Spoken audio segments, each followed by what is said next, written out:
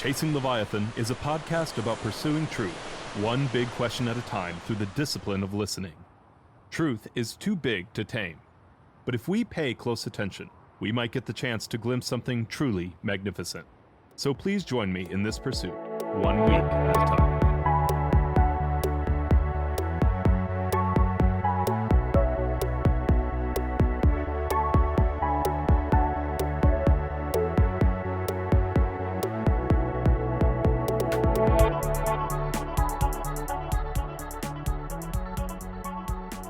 Hello and welcome to Chasing Leviathan. I'm your host, PJ Wehry, and I'm here today with Dr. Meg Leja, Associate Professor of History at Binghamton University, State University of New York.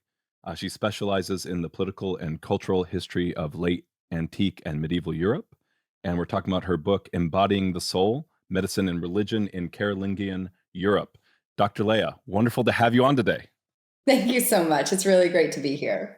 You know, normally I ask why write this book, but I think the first thing, because I got an undergrad in history and I still had to look it up to make sure I was in the right time frame.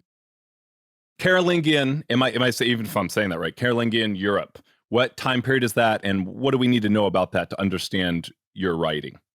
Yeah, no, I mean, I can completely relate. I registered for a course in my second year of undergrad on the Carolingians, and I showed up to it, and the professor was talking about Charlemagne, and I was thinking, do I remember who Charlemagne is? I'm not sure. And then my friend dropped the class, and I was thinking, maybe I should drop the class too. I really don't know anything about this time period. But, of course, as you can predict, that course ended up being kind of foundational to my whole life and my career for sure. So the period I focus on is the 9th century in particular. The Carolingians come to power in right in the middle of the 8th century, so 751. The kingdom turns into an empire in 800 when Charlemagne is crowned emperor by the Pope in Rome on Christmas Day. And, That's the quite Carolingian the gift. Empire. Sorry, it's quite the gift. Yes. Sorry. But one that, according to his biographer, Charlemagne was not, he wasn't too enthusiastic and he had to kind of be dragged into this whole thing. So we're thinking about the end of the Carolingian Empire. We're getting to, the end of the 9th century. And in terms of geography, modern day France, Germany, northern half of Italy, Netherlands. It's often referred to as, the most successful of the post-Roman successor states in the West. So it's an often forgotten moment, but it's a really important historical time period in terms of giving us many of the texts, many of the church institutions, forms of monasticism that turn out to be incredibly important to the history of Western Europe. Yeah, and even and this is where history seems to be moving so fast now, like our time period, it's changing so fast that we don't realize, when we talk about 100 years back then, not as much happened, change-wise, right? And so, it's really interesting. You can trace some of the things. Even if I remember correctly, the Third Reich, and we talk about the Nazis in the 1900s, right, is a reference to the Holy Roman Empire.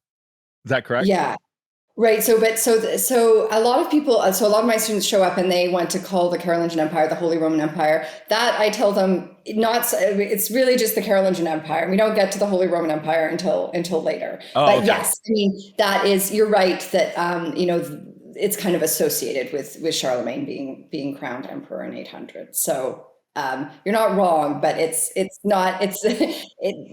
is a kind of generally thought of as a later historical moment. Yeah, and even as you're talking about the Pope giving over power and stuff like that, I was just trying to draw in what I know. Even I just had a friend who a few years ago converted to Catholicism, and then he started talking to me about how really the church should be able to use the sword, and he's referencing. It's the political power of the Pope in the Carolingian Empire, and so even today we feel the influence of this. But talk to us a little bit about your kind of thesis, your overall point for the book, because I found that really fascinating. Well, I mean, the book in some ways attempts to deal with this notion of dark age medicine, and how did people cure the body? How do they even understand the body in this period? That is conventionally known as the Dark Ages. And so it is, in very broad terms, an attempt to rebut these stereotypes.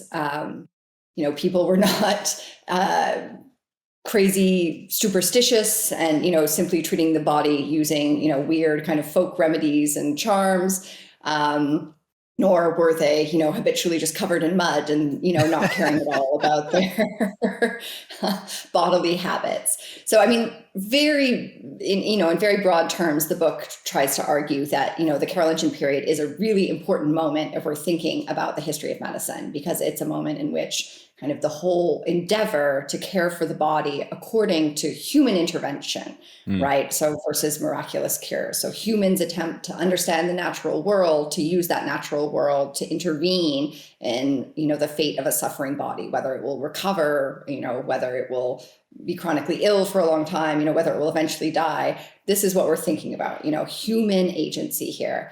And the Carolingians really, if we look at their manuscripts, if we look at surviving texts from that period, we see a major push to say this is something that, though it has origins in the pagan world, right? And we're thinking here of figures like Hippocrates and Galen, Greco-Roman, major Greco-Roman thinkers. Even though it has these pagan origins, and even though God can cure miraculously, that this is something that a Christian should be engaged with. The doctor becomes a holy figure. Medicine is seen as a tool, really, by which the soul can be affected and the body can be made in a more appropriate vessel for the soul to inhabit during its life on earth. And thus, we're thinking about this push for salvation that the Carolingian are really, I mean, if we're thinking about politics here, that is a major endeavor of the Carolingians, is to make sure that everyone within the kingdom, within the empire, is striving towards that ultimate goal and doing so together. So a lot of the political and religious reforms that the Carolingians carry out, are motivated to ensuring that, everything is in line with what God wants, and that every single kind of body and soul within the kingdom is striving together for, eternal life. So it's really important to keep in mind for us, because it's a very different kind of foundational political ethos than what we have, obviously, in our modern world. But despite that, I think, and this is perhaps the most important point, despite that huge difference, the Carolingians approach the care of the body in a rational manner, and in a way that, looks remarkably familiar to us, and what they understand by medicine looks very similar to what we would define as medicine. And so, for us, this should be, as historians, a really important moment to engage with. And for the most part, historians have not engaged with it. So hence the book. Yeah. And that's like, you're filling an important gap here. The one, I would love to talk about this idea of salvation as motivation more. I'd love to talk about this kind of reception of the classical tradition, and even this idea of like metaphors that kind of move across disciplinary, well, they wouldn't even call these disciplinary lines back then. I understand that's anachronistic, but like the way that they used body terminology to talk about the kingdom, those sorts of things. But I am going to go for the cheap and hilarious question, which is, talk to me a little bit about hair removal, because that was such a great way to start the book. Well, I have to say, so here, maybe I'll preface this with saying, one of the reasons that I became a historian of the Carolingian period is many of these texts get at my sense of humor, almost in a way as well. It's a really fun period to study, because there are enough texts that you can kind of do something with them, but there's not, it is a period in which there are very few surviving sources, relatively speaking. So you have to do a lot with them, but that also means that there's kind of a host of characters, and you can kind of get to know them, and I don't know, one has a sense of their different quirks and personalities, and I really enjoy that. So yeah, given that, I wanted to start my book with something that I found amusing, and it had been a long-standing joke, between myself and my family, that I could, maybe if not make it rich as a historian, develop one of these remedies for either producing or removing hair, and kind of market it and make my fortune. So, I mean, hair removal seems like one of those, bodily techniques that is on the, not very important. But in fact, hair had this huge significance for the Carolingian dynasty, because they replace a dynasty that had been in place since the Roman period, so since the Roman Empire, and had ruled for, over 250 years. So it's a really big moment in 751 when the Carolingians seize power. And this previous dynasty had in some ways symbolized, but more than that, like the power of their family was really embedded in this long hair that they had. So the Merovingians are known as the long-haired kings. And when the Carolingians come to power, they do not have long hair. They keep it short. So we have the political significance of hair. We also have, of course, a religious significance of hair. Most people will be familiar with the religious tonsure, right, that you would get as a monk. So, it struck me as not entirely surprising when then we turn to these manuscripts that survive of various medical remedies. And I was seeing, a lot of remedies for hair removal. There are also some to encourage hair growth.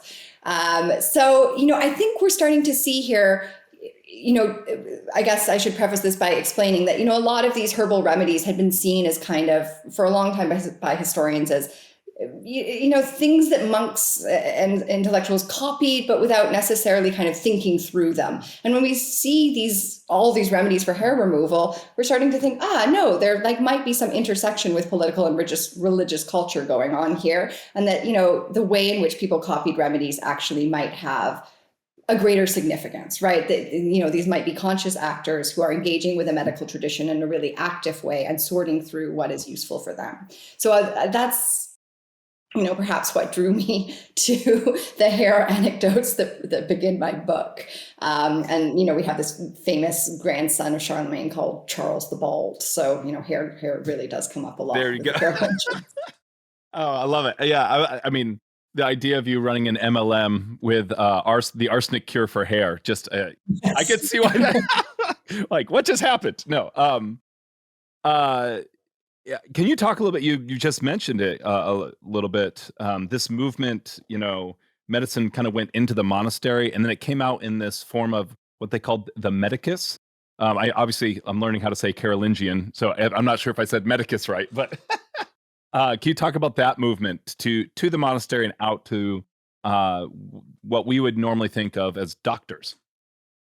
Yeah. So I think what's important to explain here is that for a long time, this Dark Age medicine, so medicine between, the end of the Roman Empire and say the 12th century, when we first start to see universities forming and medicine being a subject that is being studied at these medieval universities. So this whole period of Dark Age medicine has really been dismissed by historians and by classicists as a bunch of monks kind of not really knowing what they were doing, because it was monks who were mostly copying texts. And, maybe they copied out some of these, pagan Greco-Roman remedies because, they were interested in the names of ancient authors, or maybe they were just, for a while, people were like, maybe they were just kind of scribal exercises and people are copying out cures without really thinking about them. In any case, all of this has been seen, to be a fairly thoughtless endeavor. And at the same time that they were copying these classical texts, monks were also corrupting them because they were religious, and religion and medicine are incompatible, right? This basic assumption that informs so much, really, of how historians approach subjects like this. And it really does persist. So monks were corrupting this medicine with their religious, Christian biases. And I really, to some extent, this is not an untrue story, because monasteries are centers where texts are copied. It is in large part probably monks who were engaging with a medical tradition and who were Christianizing it, as I explained a few minutes ago. At the same time, we have to totally throw out our stereotypes of what a monastery is in this period. Like, monasteries are hubs of this empire, right? They are places where people are meeting, where, intellectual experiments are taking place. They're economic centers. The nobility has all of these, it has its claws, I guess, in the monasteries. I mean, it's sending sons and daughters there, and it's maintaining those networks as a way to kind of increase political influence, as a way to, manage lands and wealth. And certainly, the relationship between the king or emperor and different bishops and different abbots of important monasteries, abbots and abbesses, these are very important political links. So monasteries are, essential to the intellectual, political, and economic life of this kingdom. And so when we think about the medicine that is actually being copied there, this is no kind of it's no side endeavor. Like, it's very likely that this was something that was encouraged at the court of Charlemagne, that monks were taking up at the monastery as a kind of, instruction, like copy these texts. They're important in terms of how we're conceptualizing our mission as rulers of this land.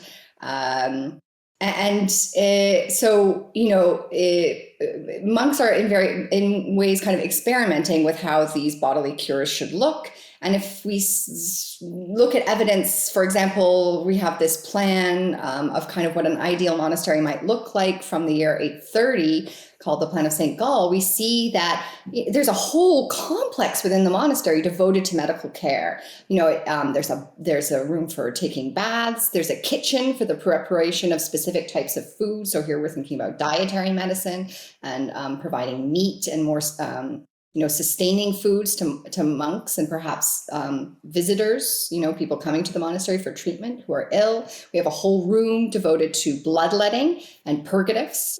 So there's a whole huge latrine actually attached to this room, which should give you a sense, if you don't know what a purgative is, right? Coming out both ends. So bloodletting, purgatives, we have a storeroom full of drugs. We have a room for the chief doctor. So it's a very, and we have a herb garden as well. It's a very developed complex, showing the kinds of resources that a monastery might think of devoting towards the care of the body. And these are innovations, right? These are things that the monasteries of the Carolingian realm would have been developing. So this is not some kind of superstitious medicine, right? This is a very rational, highly thought out medical plan that we see coming out of these monasteries. And so the Medicus. The Medicus is simply the term for doctor. The idea of a doctor is certainly nothing new in the Carolingian period. But what we see is that the role of the doctor is being sanctified, right? So rather than someone who simply kind of cares for the body and, has a lesser position compared to the person who cares for the soul, and this might be like an abbot or a priest or a bishop, right? The kind of language that is being used in many of these texts that the Carolingians are copying and producing, describes the doctor as someone who sees invisible things, right? Who cares for spiritual matters as well as physical matters.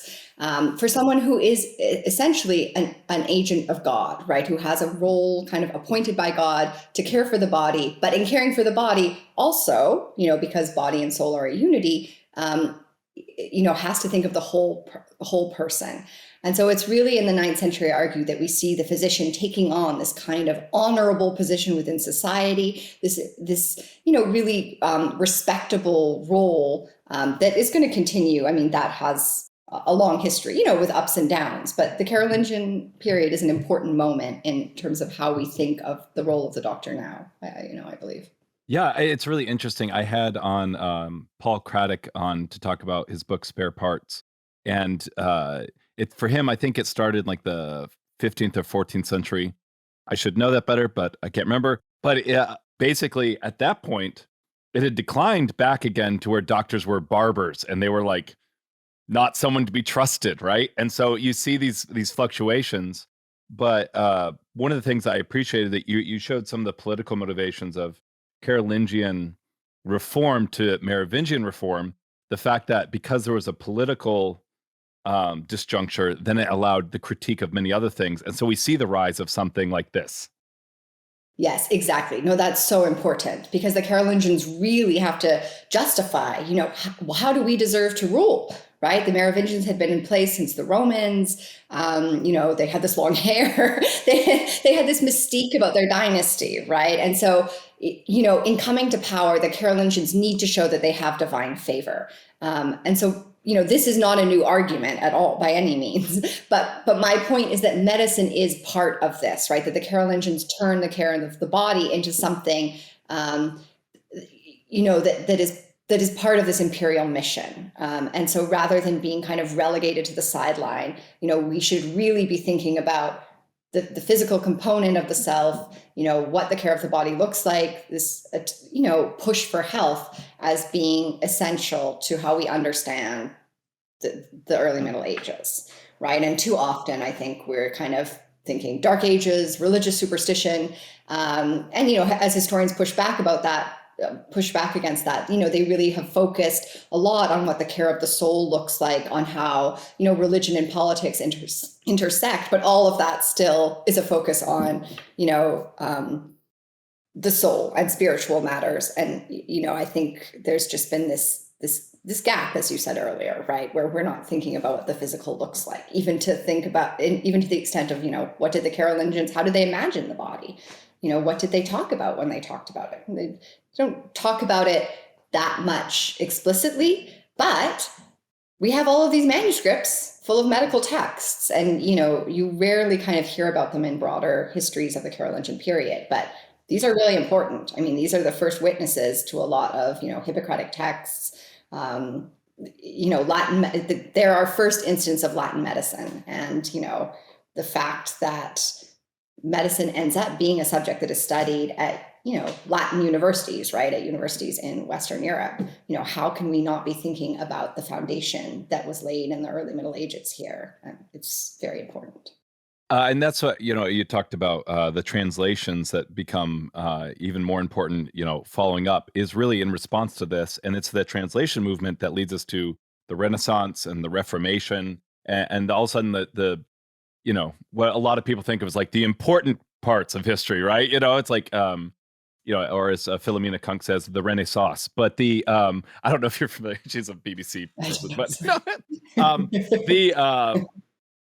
but as we talk about those sorts of things, it's really interesting. You mentioned that salvation was the motivation, and the way that they talk about the body, and there's that implicit metaphor about the body that is then used to describe the political. And that's where, even as you talk about these abbots and abbesses being political powers, a lot of that comes from that body and soul metaphor, and the way that salvation is something, and this is something that I think we've lost in today's culture, where we think of salvation as a very personal thing, right? Like, when we talk about like someone's born again or saved, right? Like you're like, okay, that's like your thing. You're doing your thing.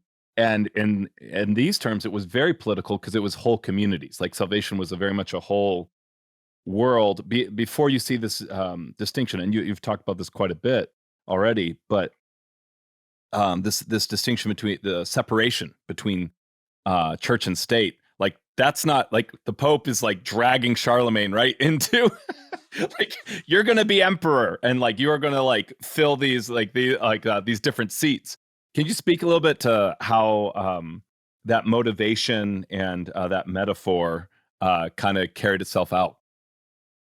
Yeah, I mean, what's so interesting is that there is no separation between church and state in this period, and that everything is much more local. So, we've ended up talking a lot about the Pope, but really, as I continually stress, and this is the start of the semester, so this is all on my mind. I keep stressing to my students, forget everything you thought you knew about the Pope, because yes, there's a Pope, and yes, the Carolingians kind of court the Pope, and the Pope courts them, and it's a relationship of mutual aid.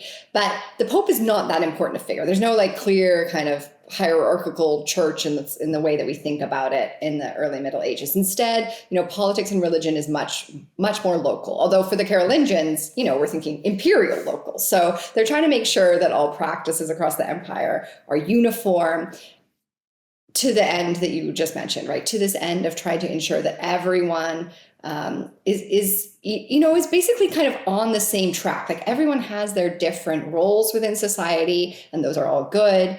But, ultimately we are all striving for the same thing. And this is the foundation on which the Carolingians really build their legitimacy. Like we are going to ensure that everything is operational, in terms of justice, in terms of how priests are behaving, in terms of how monks and nuns are praying within the monasteries. Everything is kind of a tightly working network to make sure that God is happy and everyone is moving towards that goal.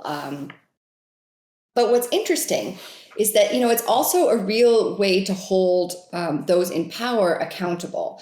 So, political messages that come up again and again in the Carolingian period are like, if you, as a king or as a bishop, if you do not make sure that everyone under you is functioning in the way that they ought to be, like your soul will be held accountable by God on Judgment Day. So that's the threat, right? The ultimate threat.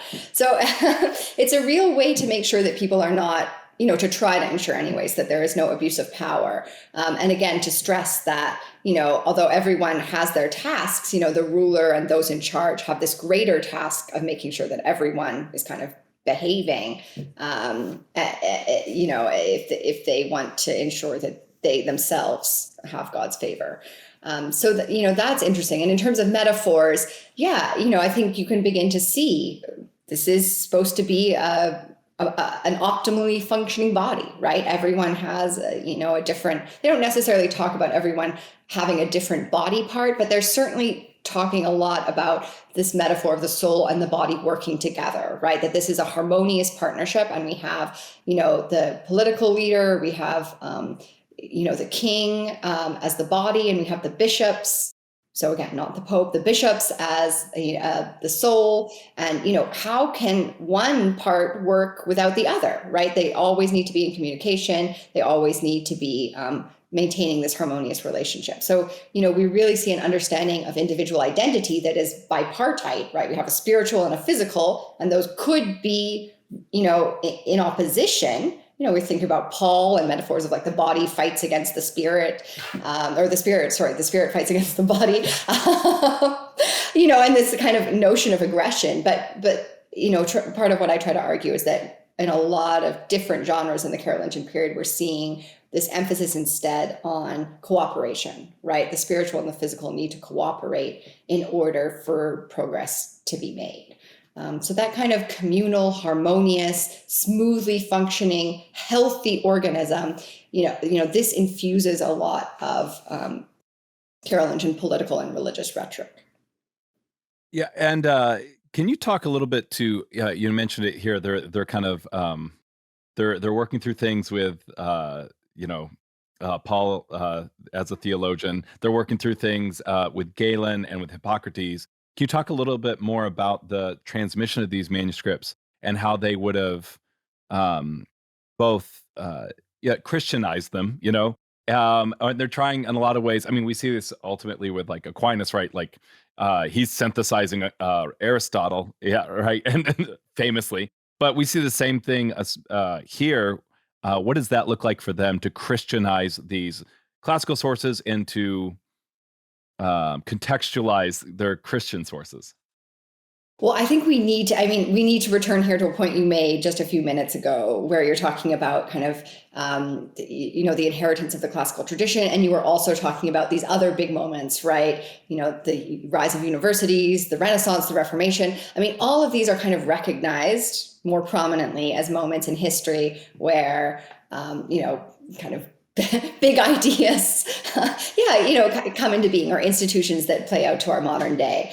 But the Carolingians are kind of those forgotten, like silent little mice. I don't know. I don't know what the right metaphor is here, but they we don't talk about this period as equal in moment to these other periods. But really, and this is not to get into, the Carolingians had a Renaissance too, but it is to think about them as a really, really important kind of moment of blockage, right? A bottleneck, or the Carolingians as gatekeepers, which I, call them, a lot of what we think about, we know, a lot of what we know about the classical world, right? The supposed like great, moment in human history, right? That set the course for so much of our thinking about democracy and medicine and politics. We wouldn't know about that if it weren't for the silent Carolingians, right? They are busy anonymously. We don't have names often. We don't have people like Thomas Aquinas, like big figures, but we have these monks kind of silently copying away these texts. And that includes religious texts, so texts by church fathers like Augustine, Jerome, all of these really important thinkers in late antiquity. It includes earlier Christian texts, but it also includes, pagan classical texts. So works by Hippocrates, right? Virgil, any number, like works by, when I mentioned the biography of Charlemagne, right? This is modeled on Suetonius's Lives of the Caesars, right? So we have, all of this really important corpus of literature that the Carolingians preserve, right? And so many, as I referenced earlier, many of the first witnesses to texts are 9th century manuscripts. So we cannot think of our knowledge about the past without thinking about the Carolingians. And we cannot go forward, into the 12th century and the Renaissance without thinking about this kind of foundation of texts and traditions that the Carolingians synthesized. And you talked about synthesis, right? They bring it together. So in terms of medicine, say, what does that look like? We have these 9th century, a bunch, hundreds, more than we had previously thought, hundreds of 9th century manuscripts that are either full of different medical texts or have like a section devoted to medicine, or sometimes medicine is even in the margins, like different remedies just scribbled in the corners. But a lot, an indication that medicine is being thought of as a discrete genre, right? As we would recognize it to be, like a whole book about, great, these are different cures for the body. This is how the body works. This is how the physician should behave. That's a kind of standard book of medicine in the 9th century. And these have been collected by the Carolingians. They might have even scoured different libraries in Italy, or, gotten texts from Spain, right? To preserve, out of an interest, like, let's see what the past has to offer us, and, let's investigate it, and let's copy it. We can turn it to a good use. Like, even if it was written by pagans, we can put it, we can convert it, right, to Christian ends. And so your final question, what does it look to Christianize these texts? Well, visually, right? We don't have tons of images, but what I try to draw attention to is the images that we've got are like pretty powerful images on the page of this random medical book. So we have a text on bloodletting. It's not even a very, it's not like a particularly beautiful text. This isn't, a gospel book. It's not ordained with, or illuminated with gold or purple or anything. But right next to this bloodletting text, we've got a figure of, Christ on the cross, with like blood on his face, clearly kind of alluding to the blood of the bloodletting text. And this is and at the top, we've got a mention of, in the title, the holy art of medicine. So, what is this text doing? It is clearly doing something new and very interesting, right? Trying to draw associations between the work of the doctor in bringing forth blood from the human body and, Christ's role on the cross, in terms of redeeming humanity, in terms of, bringing health to the human condition, through his blood. So lots of really interesting messages. So we got the illuminations on the page. We have lots of different like little snippets like amen and thanks be to God. We have this text, those are working to Christianize this otherwise, pagan work. And then, we can reference what I said earlier about the doctor, right? We see the role of the healer as emerging as a particularly Christian role, right? Someone who, like the saints, can intervene in the health of the body, who has a kind of channel to God. God works through the healer in either bringing health or not. So there's a multitude of different ways in which these texts are being Christianized. References to the Bible, trying to kind of trawl through the Bible and make arguments about, all the times that medicine is mentioned and how this is a clear sign that God wanted us to study it, and collecting those together, and then putting them as a preface to this medical book. Does Yeah. that? Yeah. Well, It so you makes have sense. this need, right? Like they're like, we need medicine, and then they find arguments in Christianity to Right. create this office of doctor that is sanctified, so that it's like it has proper authority and it fits within the functioning body and soul of the empire. Am I tracking with Exactly. you? Okay. Yeah. Yeah, and I think that that's what's important to point out is just that they have. I mean, there is medicine in the Merovingian period. Like, it's not like people are like, "Oh, you lost your leg. Like, too bad." I'm not gonna. There's war. There's probably surgery on the battlefield. We don't know that much about it because we have even fewer sources from the Merovingian period. But people are practicing medicine. There are healers, right? People who would have been recognized as doctors. But what's new in the 9th century is that we have an attempt to justify, right, to explain, to legitimize what had already been going on, to be more self-conscious about it, right? And this relates to what we were talking about earlier, where the Carolingians take over from the Merovingians and need to justify, like, why do we have the right to rule? So we have this whole kind of reform movement that goes, I don't know, back to basics, but is really trying to think through, like, why do we do the things that we do, and is that okay?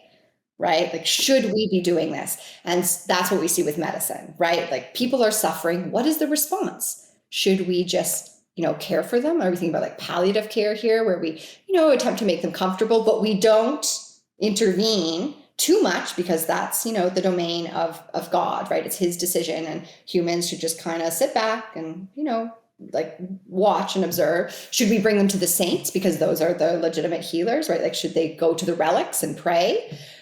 Or should we take this herb, mash it, right, mix it, like distribute it over days with wine? Should we make predictions about whether this person will be healed or not?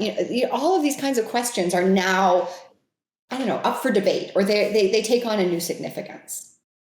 And I think there's a question, and historiography to me is always really fascinating. This idea of like big history, like what we accept as a culture. And one of the things that's interesting, even as you're talking about this, the big ideas, the big moments in history, part of the reason that we think of it like that is because we want this really big, simple narrative, and we kind of need that to even understand what's going on, right?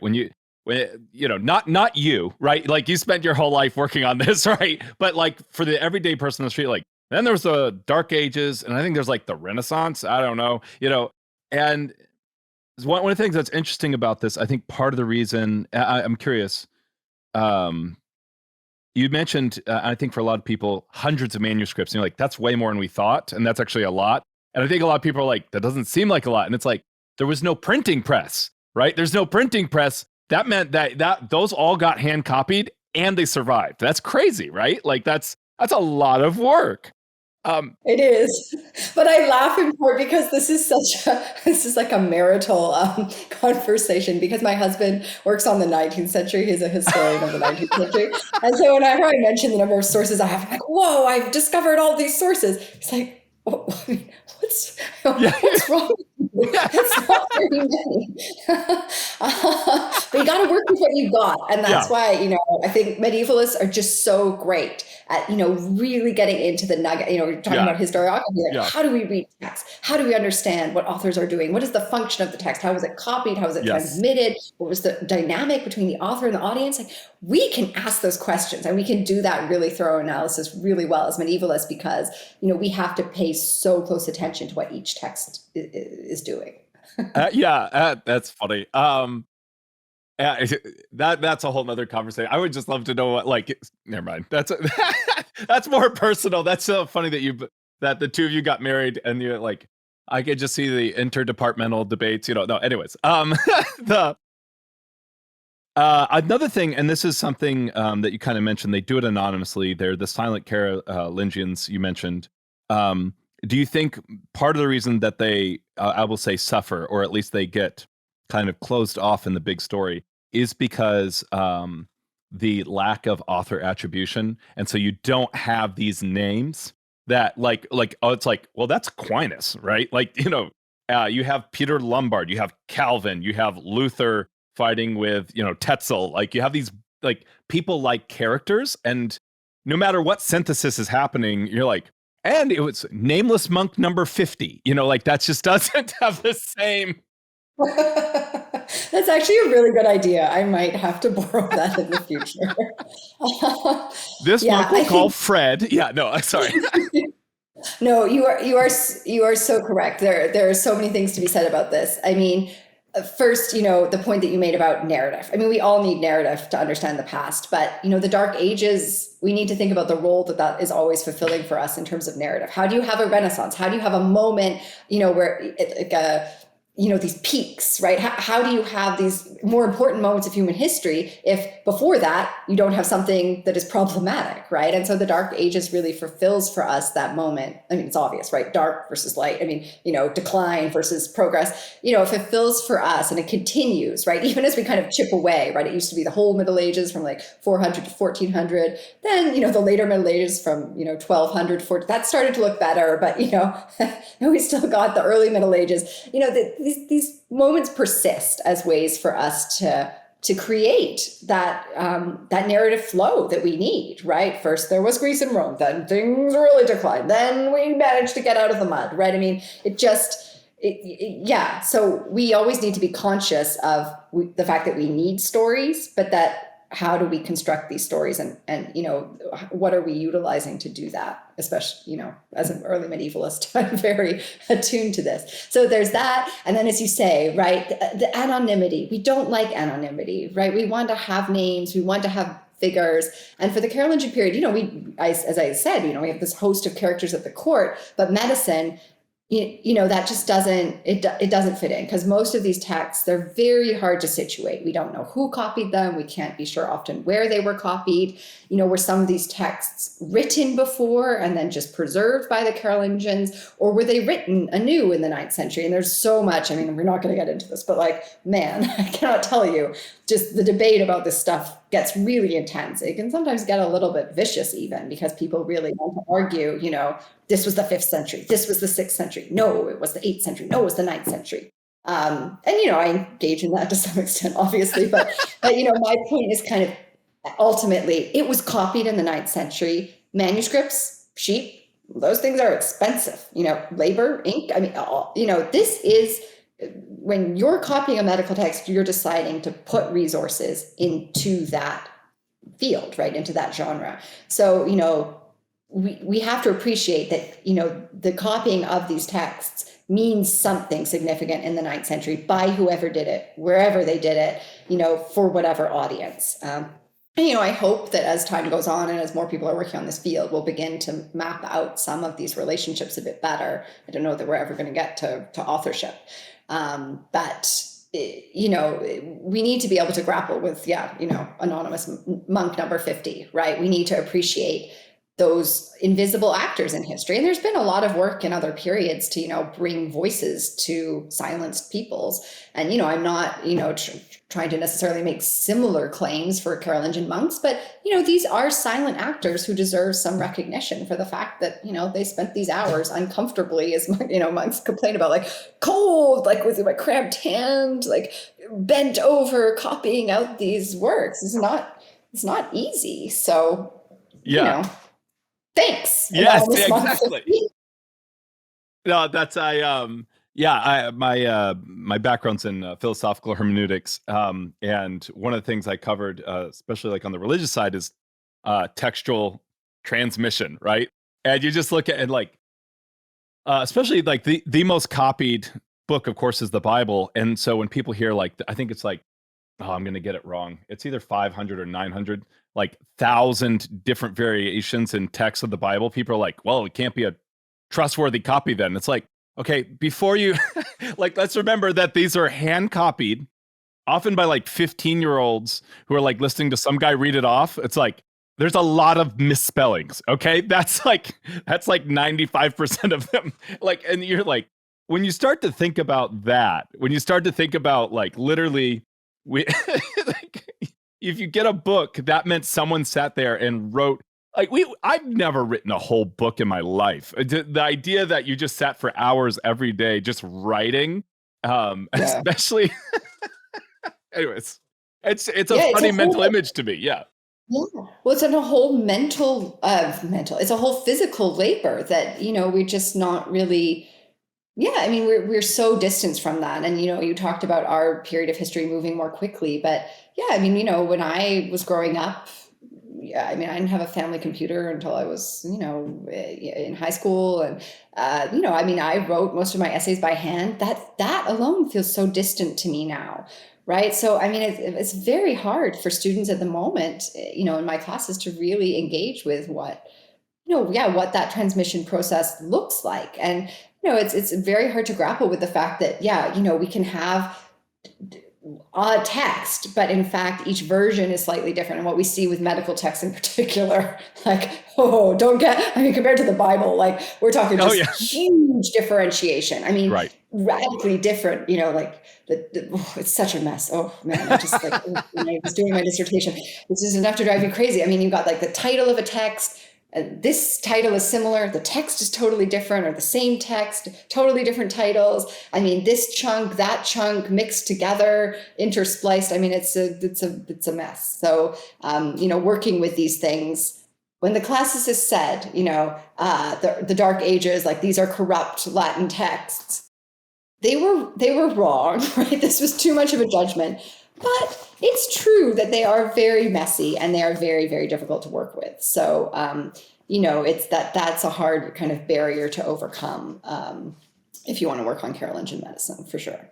So, and I mean, you don't mess with the Bible, right? Like, because those are God's words. But as you're talking about, obviously some of this is the corruption of texts, but a lot of it is actually the work of synthesis. And we see it as corruption because it's not attributed to an author, right? Right, exactly. Yeah, I mean, corruption here. I mean, there's corruption if we want to use the term corruption, that's just, a mistake in copying, for sure. But I mean, sometimes it's clearly a mistake. I mean, sometimes this is a very active choice, right? Like, I Yeah. will not copy out this line, or I think this word, makes much more sense as this word, and I better change it.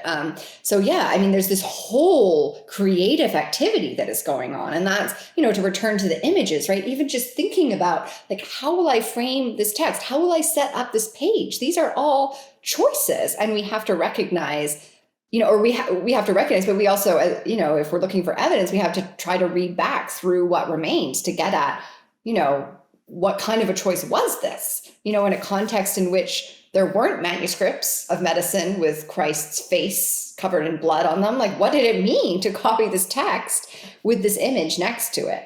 That's a big deal. And, what kind of debates, what kind of discussions must have been taking place within this society to produce this end result, right? So a lot of it's kind of reading back through the manuscript evidence to try to get at, what kind of conversations were people having about medicine? Were some people saying, we really ought not to do this, and this is dangerous, this is going to bring us into trouble, right? This is not the path to salvation, as we've been talking about, danger, against other people who are really saying, no, look, right? I mean, here's the natural world. There are all these trees, there are all these shrubs, like God made all of these things, and he wants us, right, to use our wisdom. We are rational beings. The soul is an image of God in its reason, and we should use that reason to govern the body, right? To not do so would in fact be an offense in some ways to the divine plan. I want to come back to something you said earlier where you're talking about, like, you remember getting your first family computer. I remember getting my first family computer. And it's astonishing. My oldest son is 8 years old. And he will never remember a time where he could not talk to Google. Yeah. And I know. that is mind-blowing to me. I mean, like, he will never remember a time when there weren't smartphones. He won't remember a time when Yeah. there wasn't social media. And that's only 10 Yeah. years back, right? That actually started. And that has radically transformed our world. But what It has. go ahead. Yeah. No, sorry. I mean, I don't mean to draw us off on tangents, but it's so obvious. I mean, I have to say, so this is my third week of classes, and I noticed that even, just when I started teaching students during the break in my seminar, they would talk to one another. Now, they're just all, they're all on their phones. It's just a totally different way of of engaging with time and with the self, with other people. I mean, so it's really, things change very, very quickly, and we don't notice a lot of that change.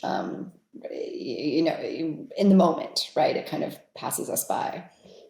Why this isn't just me just reminiscent, just like, oh, back in my day. But the what I appreciate about the work that you're doing is that it gives us access to other modes of existence. And that's really like what I wanted to highlight here is that, like, and this is kind of mind-boggling as well, is that if we don't have your work, we don't really think about a world without a printing press, right? And even that greatly, I mean, even as we talk about the number of sources and the way that the author becomes more important because of the way things spread. Like, if you only have one book, it's like, well, Johnny copied that because it's like, it's the one of like 3 books, like, and as we talk about this, I think it's part of what history gives us is, oh, you know what? You don't actually have to. I mean, I've thought about this a lot as the internet has made copyright very awkward. It's like, what about a model of life that doesn't have author attribution? Do we have to have that? Do we need to be on our phones? Do we need to do we need to have this more global network? And these aren't, I'm not saying that any of this stuff is necessarily bad or the right way to go, but it gives us access to, by digging further in the past, we actually get access for creativity for the future. Yes. Oh, yes. Yes. Thank you. That was so, I mean, yes. I mean, this is, I don't really care that my students leave knowing anything about the Carolingians, about the history of pre-modern medicine. I so much care that they understand the benefit that the study of history brings to our society, right? I mean, fundamentally, this is a discipline in which we are alienated from ourselves in many ways, right?